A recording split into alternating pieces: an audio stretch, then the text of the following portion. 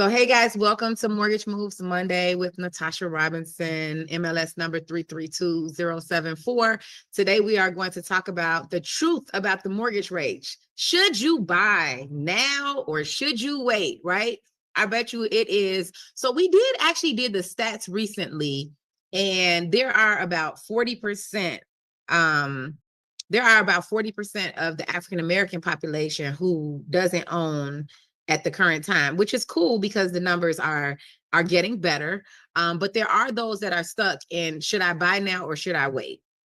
And we're going to go through the presentation. But to the start, I always tell my clients, if you can afford your mortgage payment, then you should buy. Because if every month you pay your mortgage and you're on a 30-year fix, after 30 years, your mortgage is paid in full.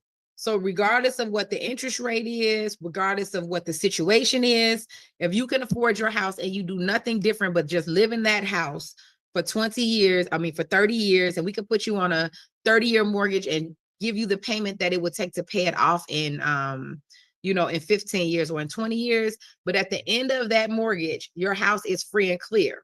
Whereas if you are a renter and you rent for 20 years and decide to become a homeowner later, on top of everything costing way more than it would have if you purchased years ago, you will have made 0% interest and have 0% equity. So if you rent for 20 years, you will be starting over. So for all my younger buyers, I bought my first home at 26. So for all my younger buyers, if you purchase a home at 26 years old and you lived in that property and you didn't do anything with the world investing, you just lived there and paid your mortgage, by the time you turn 56, your house will be free and clear.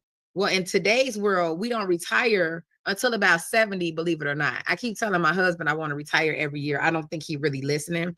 Because it went from 35 to 40, and I'm not going to tell y'all how old I am, but I'm not retired yet. I'm still here working, right? What influences mortgage rates, right? What influence mortgage rates are the Federal Reserve policies. Federal Reserve is an institution through the government, and it affects interest rates. Politics affect the interest rates, economics, market demand. We don't have as much demand as we used to have anymore. So there are not enough properties to sell, which is another reason why your lender matters. And if you are somebody you like, I don't know if I want to buy, you're a great candidate for this market, because if you get pre-approved and you randomly search, if you don't find anything, then you have to wait until you find something, because you can't force a purchase. But if you don't even try, then you'll never know. And believe it or not, rent, you have to make 3 times the amount of your rent and have a 660 credit score in a lot of situations in order to get your rent, in order to get approved to rent something, where you only have to have a 50% debt to income ratio, 2 times your income to purchase, and you can go as low as 580, but we do encourage you to have a 660, 680 credit scores for other things, right? And those are things that you need to know. Mortgage rates affect your affordability. So as the rates are going up, you're going to qualify for less. In this market, and I've been doing this for 20 years, if you qualify for the interest rates are going up and the houses are going up, right? Which is weird. So the house that was 200,000 last year might be 250 this year, and the interest rate from last year might have been 5.75, and maybe it's 6.25. So now you have to make more money to be able to qualify for your mortgage, which is people is like, I'm just not going to buy right now. I'm just not going to buy right now. But what I tell you is housing is what makes the world go round. So the government always provides a solution. Example, when the market crashed before, here comes loan modifications. Never heard those before, right? But they came out when the market crashed, right? Then when COVID came, boom, here goes PPP. So the government generally will provide a solution to a problem from my experience, but I'm no political expert or market expert. So you definitely can get that information from those people. But from my experience, things do just generally get better. What does this mean for buyers, right? We might have to wait. Waiting may not save you money. What that means is that if I just told you $200,000 purchase price this year, maybe $250,000 next year. So say for instance, the interest rates were to drop in 2 years back to 3%, which I don't think is going to happen. If you were to buy, if you were around purchasing, if anybody is watching this and you purchased a home during COVID, there was 20 to 30 people outside a house. It was bananas. Like the competition was insanity, right? So people were going over list price by 30,000, which was no different from them basically paying $30,000 for an interest rate. So it's all kind of in your mind. But when interest rates, if interest rates ever drop, it's going to be harder to win a bid on something. Now, say for instance, you bought this year for 200,000 and in 3 years, the interest rates drop. When those rates drop, that $200,000 house may be worth 220, 250, 275.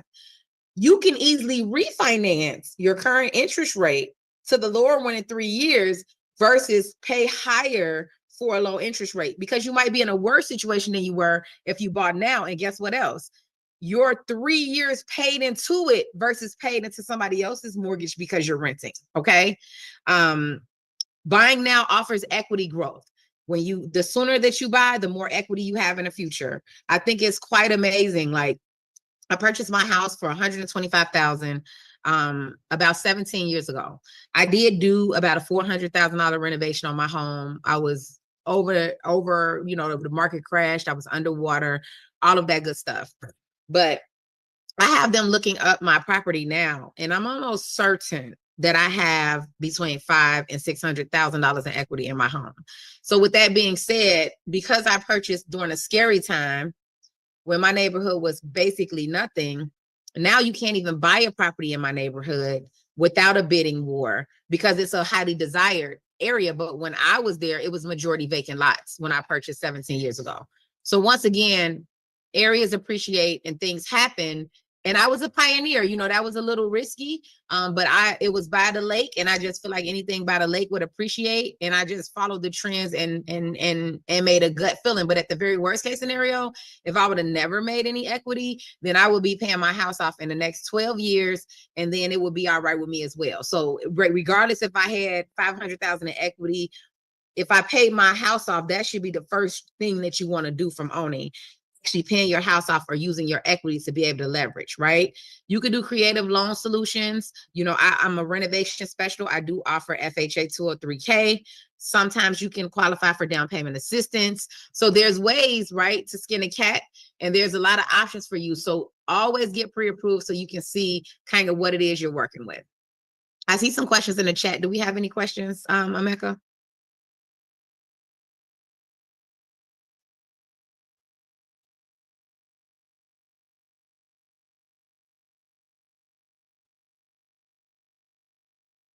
Yeah, so I'm actually a preferred lender for Land Bank. I will tell you that Cook County Land Bank, you really want to be an experienced buyer.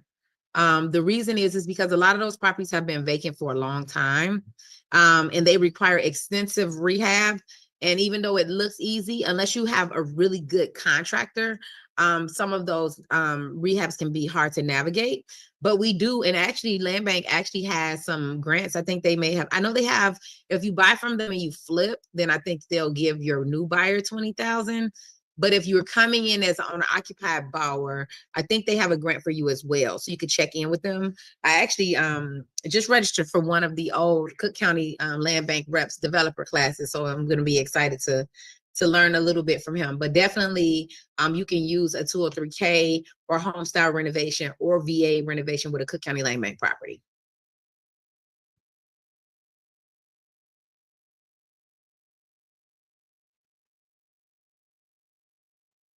I do not, but that's nice that you can find a home for 20,000.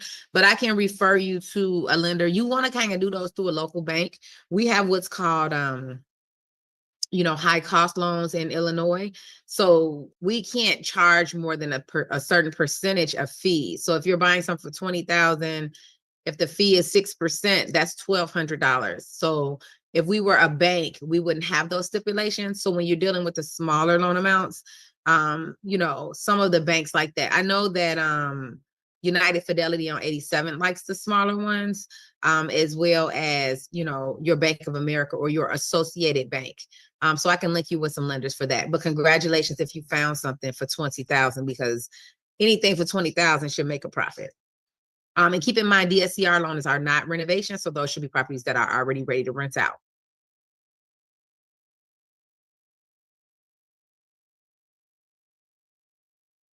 Detroit Land Bank. Okay. So yeah, so I'm licensed in Detroit. I would just reach out to them. I'm sure their program is the same as my program. And then I would just get the basics and get signed up for that. But I am licensed in Michigan. I'm actually licensed in 19 states. So Michigan is one of them. So here's a little grid to break down a home purchase today versus 6 months later, right? So that way you guys can kind of see, you know, the breakdown, right? This was something with a 6.5% interest rate today.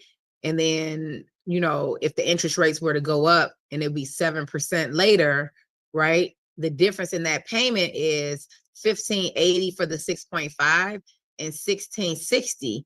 So over 30 years, you're paying $28,800 more just because you decided to wait, hoping interest rates went down. And guess what? If interest rates went down, you could easily refinance to the lower rate and still didn't lose any time.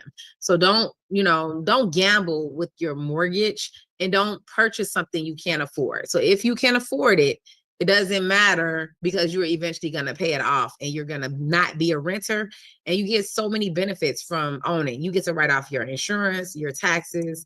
You get to write off your repairs, your mortgage interest, your depreciation. So you have ways to benefit all of this time. So if, say, for instance, if you made $28,800 over 30 years, but when you filed your taxes with all of the losses, you were able to get a $3,000 refund for 30 years, right?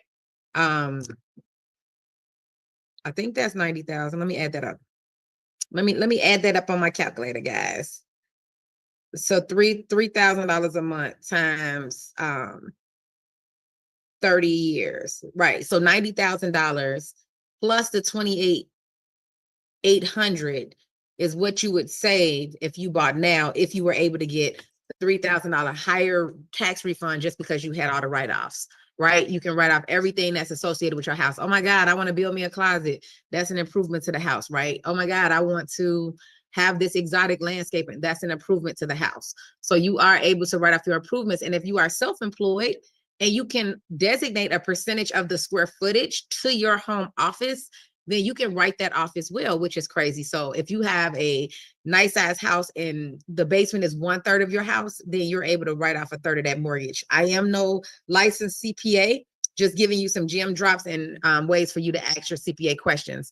But you can benefit through taxes as well by owning a home in addition to. So don't worry about the interest rate because it is what it is today. And if you weren't lucky enough to get a lower interest rate, it is what it is. Now you just got to focus on tomorrow. Buy now versus wait, pros and cons. Buying now, lock in rates before potential increases.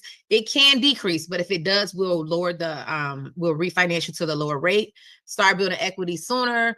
Prices in 2025 are not the same prices from 2022. They're much higher, right? More negotiating power in today's market. So you have more negotiating power because you have more people like you that are thinking the rates are too high, so they're not buying right now. When rates drop, everybody wants to be a buyer again. So taking advantage of the market with less buyer pool is a good thing for you, right? Waiting, potential for lower rates in the future, but there's no guarantee. Rates may drop, and if they do, you can refinance. Maybe you want to save a little more money for your down payment. Stop assuming you got to put 20% down on a conventional loan. Stop assuming there isn't any down payment assistance. Stop assuming you just can't go use your 401k to get your down payment. It might only be $10,000. And guess what? Your money in the 401k, from my opinion, I make more money in real estate than I do from my 401k. I do have a new financial advisor that's helping me change that. But right now I make more money in real estate than I do in my 401k. And the risk of having rising prices or limited inventory, I could guarantee you if rates dropped to 3% again, there will be almost no properties available at all. It's very few now because you'll have more buyers out shopping for those properties. Any additional questions, Amika? So there is risk in waiting, right? So how do you make the best decision, right? You want to access your financial situation, get pre-approved. If you don't think you're going to ever buy at least get pre-approved, because what that does is let you know if you stay ready, you don't have to get ready. And once you get pre-approved, it may encourage you to just take a peek at some properties and see, okay, what will my mortgage payment be on this? What should I do? Where should I go? Right. And if you're somebody that's really worried about interest rates, become a house hacker. Purchase a purchase a multi-unit building, live in it for a year, right? And then you could go back to renting if you want. But once you get a taste of that owner occupied life, you're going to want to stay. My little brother actually did that. He bought the building, he lived in it for 2 years. He wanted to go live in this expensive high-rise downtown. Well, in South Loop, he did that. And then he didn't like the rules. He has 2 dogs, right? So then he decided to move back into his place after the tenant moved out, and he actually made some repairs to his house to make it like he wanted. But once you get a taste of that home ownership, baby, it is a feeling that, this is mine. I'm gonna do my garden and all of that stuff. So understand that it is a whole different vibe. And you have equity. So as you build in equity, you have access to your equity. Some people pay rent every day and don't have more than, some people pay rent every day and they don't have more than, let's just say, they may have 20,000 or 7,000 in the bank. But I have clients right now that have purchased over the past 5 to 7 years, and they have over 100,000 in equity in their house that they can tap into. And I know all of you don't know my story. I think Carol is making real estate real. I'm not for sure, but my story is that my father just lost our building, the property taxes. I was just a little girl from the hood that wanted to own. I wanted my daddy's building back. And I was working as a waitress at IHOP, making very little bit of money. And then I ended up getting a job that I was so excited about that paid me $38,000 a year. $28,000 a year. And I gained $75,000 in equity in my home within the first year. I got what's called a line of credit, so I could write a check whenever I wanted to. And basically, I'm a girl making $28,000 a year, living in a building. I was basically living free and making $1,000 because that property was only like $165 back then. And with that being said, it just changed my life. I quit my job. They gave me a raise, paying 3 times the amount, gave me some little ambition and self-esteem, all the things I needed to go out here and conquer the world. And I don't know if I would be who I am today if I didn't have that confidence. So real estate does more than just get you into a home. But the biggest thing I see my clients out here doing, we can't see what you don't qualify for, right? We can't see if you have a kid that is at Howard like me, that if you see this tuition bill tomorrow, you want to smack somebody else, right? You may have you may gamble, right? You may have dogs that are very expensive. So we can't see all of your business. So I just inspire everyone to purchase what you can afford. Don't let the bells and whistles, and don't let all of the other things that you see convince you to purchase the home, other than making sure that you can truly afford to pay for that home and get into that relationship. You can house hack and end up getting another property, which is totally fine. We could get you from a 4-unit to a 2-unit to a single family, but buy what you can afford so that way you don't end up in hardship, right?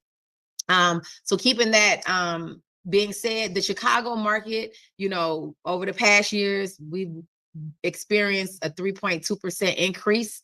I feel like it's been a little higher. I know the 3 flats in Woodlawn, I think he sold them at $799, and now I see them at $899 this year. I'm like, geez, $100,000 in a year or two, like that's insanity, right? But that's what we're seeing kind of in today's market, right? And Chicago housing market has cooled, right? Dropping from the 22nd to the 39th in Zillow's ranking of the most competitive housing markets, right? So with that being said, is that we're not as competitive because there's not as much inventory, which is why I don't think that you're going to just get pre-approved and find a house tomorrow. Some people do, but it might take a year or two to buy a house. It might take 2 weeks. You got to get with the right real estate team, and you got to kind of be ready. But once again, when we leave here, we're going to make sure we only buy what we can afford, right? They do expect an increase in inventory. We don't know if that's real or not. It's all statistics. But what I try to do for my client, I got a client right now. She wants to purchase. My buyer, actually 2 situations. My people that I did the loan for years ago are selling. So they let me know they're selling. So now I have buyers in there that are trying to go and purchase these properties prior to you know, prior to them hitting the market. So I try to help you as well, just link you to off market property. So that way you can kind of get to the finish line. The 3 to 4 units are harder to come by. I know a lot of my clients are looking heavy on 3 to 4 units. So I'm working on a strategy to help get some more of those, but they do expect a increase in inventory, you know, giving buyers more options. And then as of March 27, 2025, the average APR for a 30-year fixed mortgage conventionally is about 6.840, and FHA and VA were about 6.25%. So keep that in mind. And keep in mind, when you're looking at the average rates, you're looking at 720 credit score, 20% down, single family. Once you start going to multi-unit, you know, less money down, then things change as it relates to the rates and things like that. I think I saw a question, Emeka.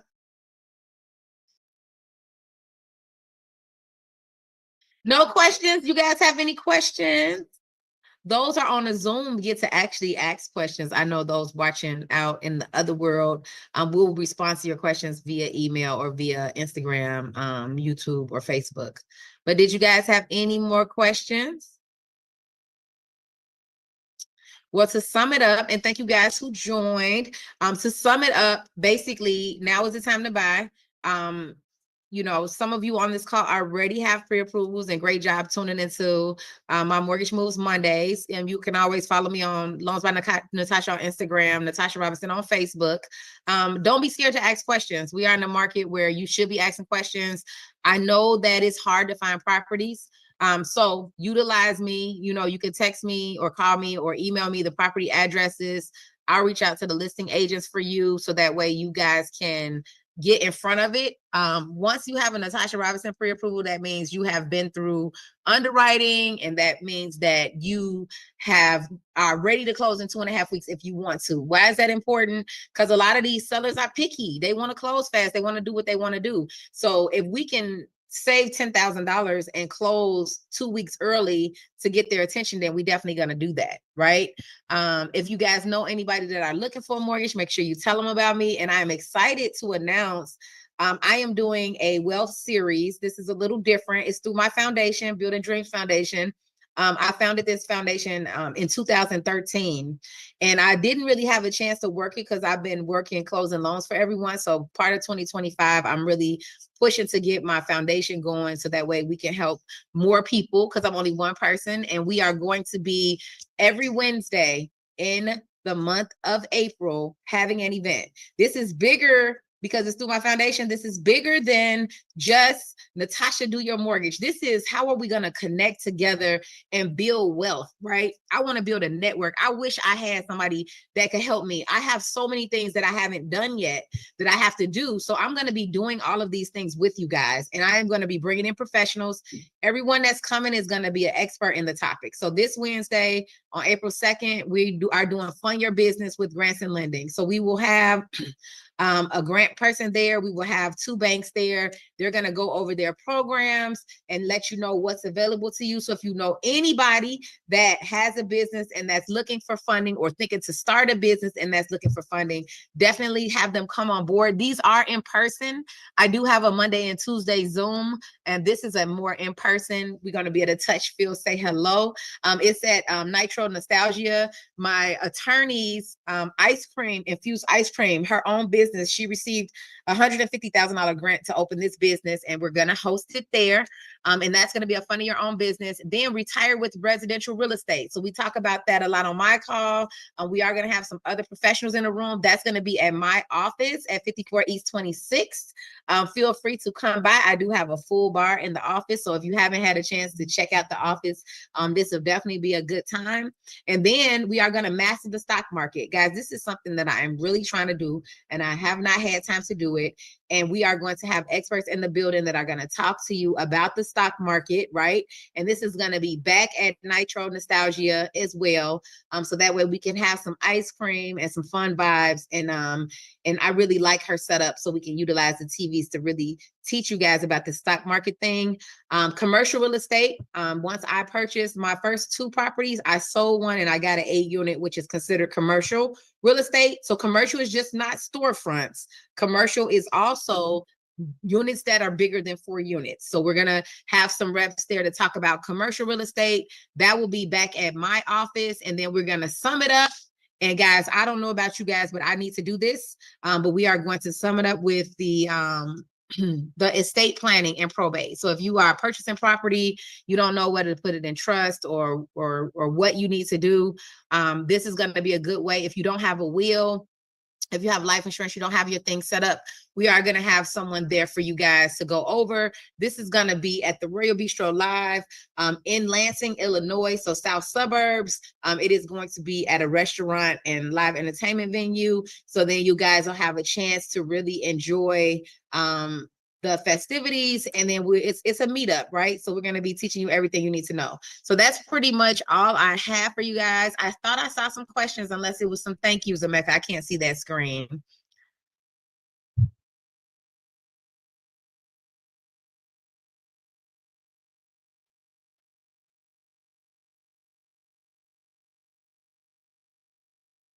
So when you purchase a 4-unit property, I don't know if I said 75%, but when you purchase a 4-unit property, FHA is 5% down, conventional is 3.5% down. When you become an investor, meaning you're not going to live in a property, you're putting 25% down. It's 20 to 25%, but it's generally 25%. So that may be where you got the 75%. So in the house hacking world, you buy the 4-unit, 3.5 to 5%. Then the 2-unit, 3.5 to 5%. You might be able to get a grant in both of those boxes. Then you purchase your single family, and you can also use the equity in those other properties. So now if you're buying your multi-unit later, now you can say, hey, I want to take the 25% I have to put down on my investment property and utilize it to purchase a 4-unit. So I don't know if that answered your question, but definitely let me know. And when you guys get ready to go to 4-unit investor, I always recommend you do like an 8 or 10 unit, because you have to put 25% down. So why not put it down on a larger building, which pricing may be similar to a 3 to 4 unit, because you have less competition.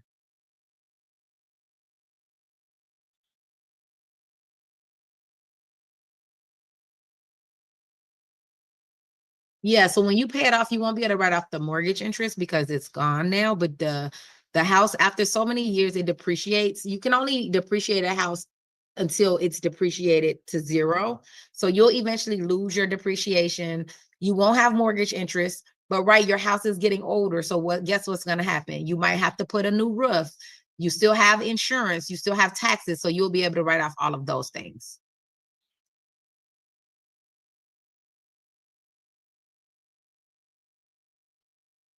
So I do. So we start off with a soft pull. For me, I do pull your credit if you kind of like what we're offering. Reason why is because when we pull credit, sometimes other things can come up on your credit report. And in this market, if I tell somebody that I can close you and I don't, it's going to make them not accept the rest of the offers. But on my application, when you get to the end, it's a soft pull. And then I will go over what I'm offering you. And then I would do a hard pull at that time if you decide that you want to move forward.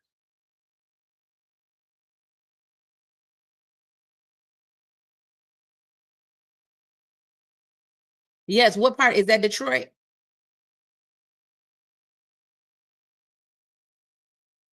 Okay. Yeah. Drop which city, and then I'll link you with a realtor. I remember when you had that question. Yep. But I can link you with a realtor in Detroit. We'll get you rocking and rolling. Detroit is so close. I said I got to get to Detroit.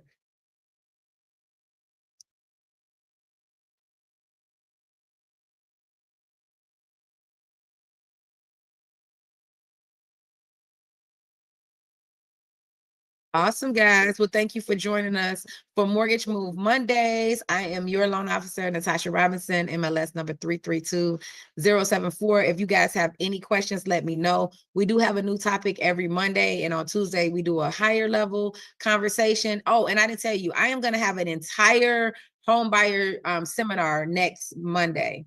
So I'm going to have insurance, attorney.